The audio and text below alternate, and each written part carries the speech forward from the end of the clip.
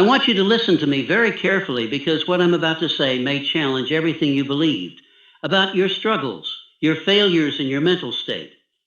There are two kinds of people in this world. Those who go through life defeated, tired, complaining, surviving one day at a time. And those who stand tall in the face of adversity, smile when others break, rise when others quit and win. The difference, it is not intelligence. It is not luck. It is not education. It is what I call a positive mental attitude. And let me be clear, this is not just thinking good thoughts. This is not surface level optimism. This is not plastering a smile on your face when your soul is breaking. No, positive mental attitude is a spiritual power. It is the ability to see through the fog of difficulty and still act with faith, precision, and purpose. It is the only known antidote to failure, and it is the foundation of all lasting success. I spent over 25 years interviewing the most powerful men of our time. Carnegie, Ford, Edison, Rockefeller. Men who built empires not because life was easy, but because they developed this indestructible mindset. They did not fear failure. They invited it. They did not surrender to setbacks. They studied them. They did not collapse under pressure. They learned to transmute defeat into success. And so can you. But first, what is controlling your mind? Let me ask you something. What is controlling your mind today? Is it fear, doubt, self-pity, resentment? Or is it faith, purpose, gratitude, desire? Because the mind does not remain neutral. It is always under the influence of something. If you do not direct it, the world will. If you do not master it, the devil will. That is a truth I discovered when I finally confronted my greatest enemy, myself. Listen to me now. Your mental attitude is the only thing over which you have complete, unchallenged, challenge. You can control it if you wish. That truth will either set you free or offend your excuses because what you believe you become. What you think about you attract. What you dwell on you eventually live out. You say, but I've tried to stay positive and life keeps hitting me. Then I ask you, what is your definite test of purpose? Because no man can develop or decide what you want strong mental attitude without a goal so burning, so consuming, so magnificent that even failure trembles in its presence. Show me a man without a purpose, and I'll show you a man who drifts. And the drifter, my friend, is always in the devil's control. But show me a man who knows what he wants, who wakes up with fire in his belly and vision in his mind. And I'll show you a man who cannot be broken. So, quote, to develop an unbreakable positive mental attitude, you must first decide exactly what you want. Believe without wavering that you will achieve it, acting in harmony with that belief. No excuses, no waiting for motivation, no depending on outside circumstances. Let me say something most will never tell you.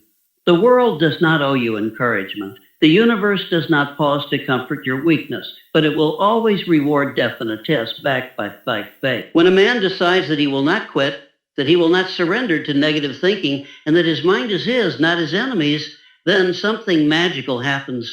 He begins to attract what he needs. People appear, opportunities emerge, strength he never knew he had begins to flood him. And failure begins to fear him. But this cosmic housekeeping transformation only begins when you understand this next secret. Negative thoughts are not visitors. They are invaders.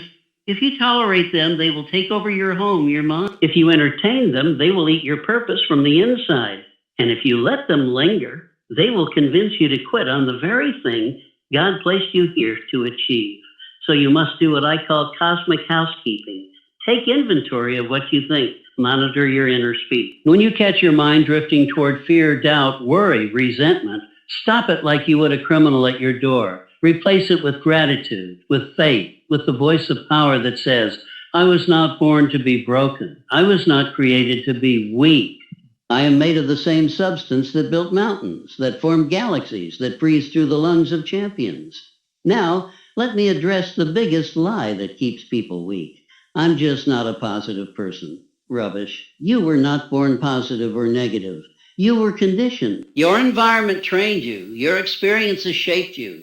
But nothing is set in stone unless you let it be. What has been learned can be unlearned. What has been programmed can be rewritten. The key is repetition. You become what you repeatedly do. You believe what you repeatedly say. And your attitude will reflect the dominant thoughts you entertain over time. So if you want to develop an unbreakable mental attitude, you must start with this. Control your input. Feed your mind daily with faith, courage, and truth. Speak power even when you feel pain. Read the words of greatness until they burn inside you. There is no shortcut. There is no hack.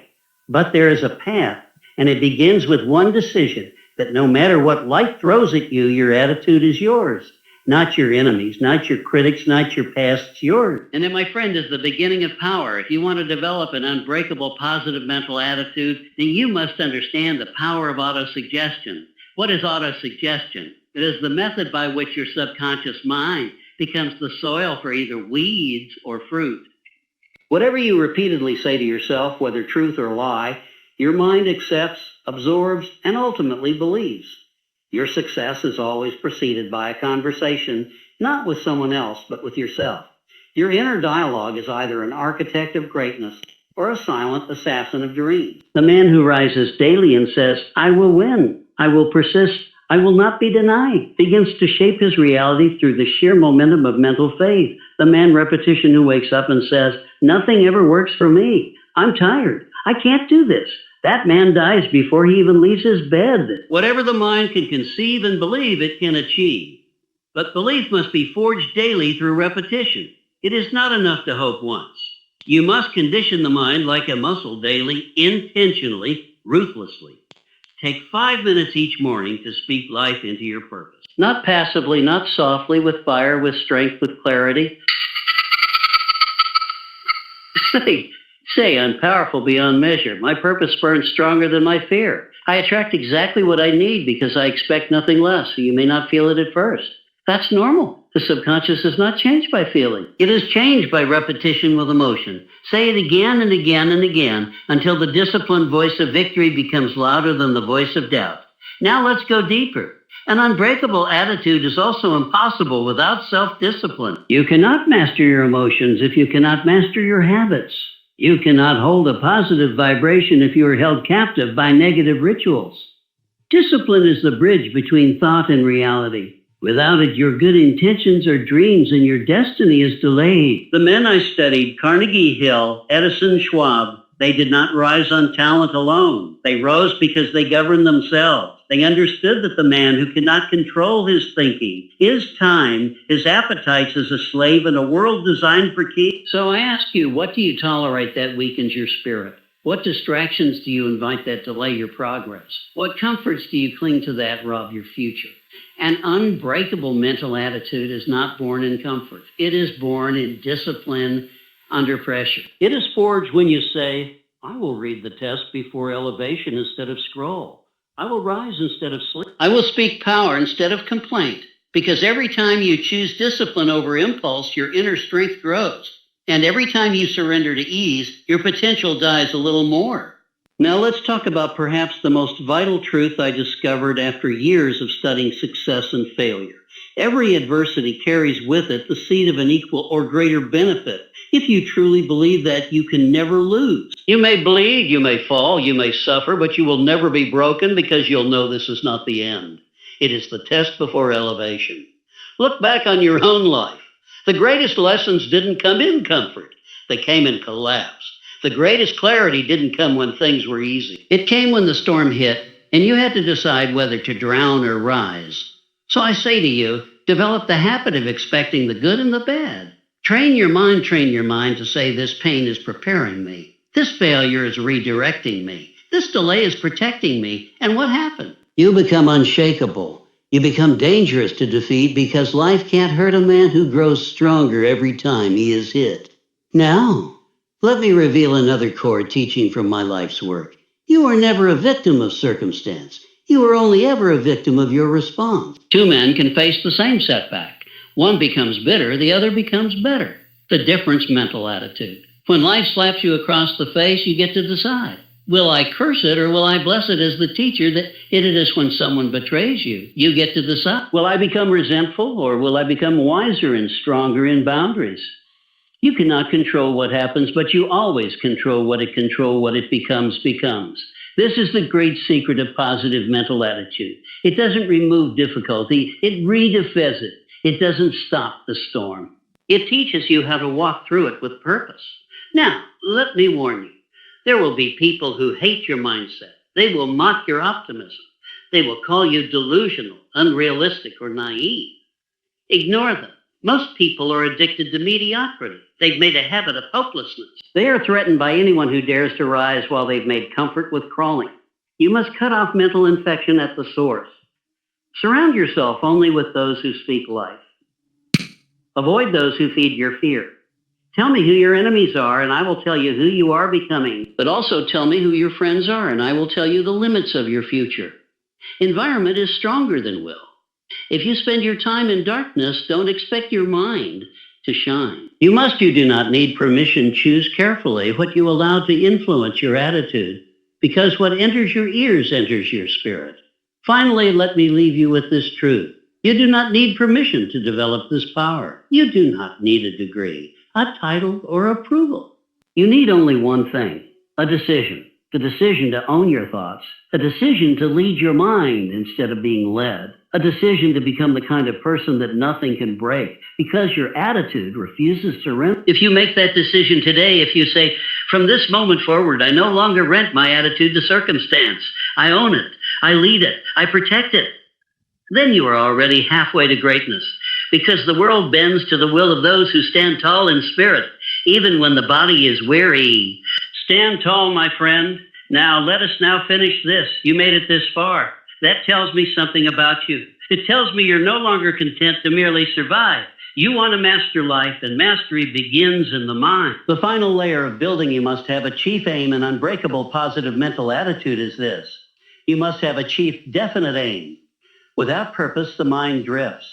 Without a burning goal, the mind wanders like a leaf in the wind, pushed and pulled by fear, doubt, distraction, and weakness. You must anchor your mind to something greater than comfort. You must wake up every day with a reason so powerful, so vivid, so personal that nothing can shake it out of you. Not fear, not failure, not fatigue.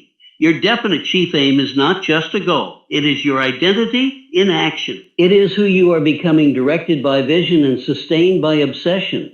Every man I ever studied who rose to greatness, everyone had this. They didn't kind of want it. They didn't hope for it. They lived it. Their purpose was not something they did. It was something they became. Ask, what do I want yourself? What do I want so badly that I am willing to suffer for it? What do I crave so deeply that I am willing to be misunderstood, ridiculed, doubted, and even alone to achieve it? What kind of life would make me feel that every breath I took was worth the pain it caused? Once you have that, burn it into your subconscious, read it aloud morning and night. Feel it is already done. Speak it with emotion. Write it in stone, because vague desires produce vague results. But clarity commands the universe. And once you are clear, once your purpose is fixed in your mind like the North Star, your positive mental attitude will become not just your shield, but your sword. Now listen to me carefully. The man who has a purpose and protects his mental attitude becomes unstoppable. He may be delayed but never denied. He may fall but always rises. He may struggle but never retreats. Why? Protect your attitude, because he understands that attitude is the hinge upon which the doors of destiny swing.